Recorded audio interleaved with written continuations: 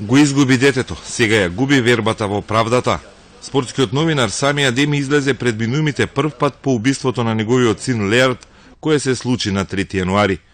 Го предизвика судско-обвинителската одлука од притвор да биде пуштен еден од учесниците во нападот, кој заврши со убиство на 19-годишниот Леард Адеми.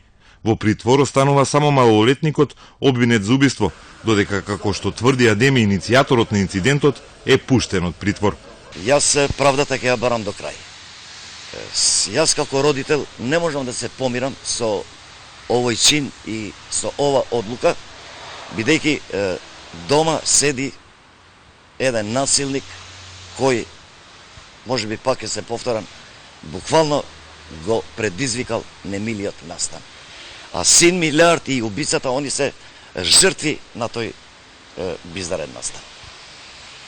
Така да апелирам до органите на правдата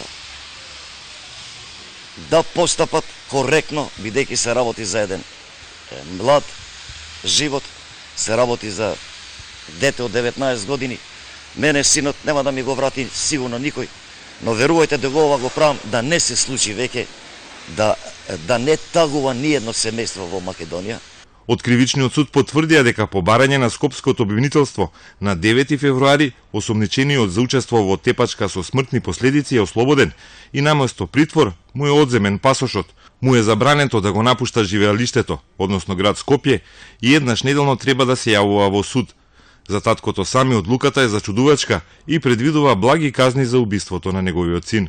Со пуштањето во домашен притвор на Недим Дрњани, тоа веќе мислам дека некој алудира на тоа дека се е можно. Леард Адеми имаше само 19 години кога на улицата Ресенска во Чаир беше избоден 3 пати со нож во срце и во стомак. Предходно напаѓачите почнале банална расправија со убиениот и неговиот другар со зборовите "Што ме гледаш?". Убииците според таткото прво избегале на Косово, а потоа дојдоа и се предадоа. Предходно по грешка, поради неверојатна физичка сличност, беше уапсен и осомничен друг 19-годишник од Чаир, кој по неколку дена во притвор, откако вистинските убиици се предадоа, беше ослободен.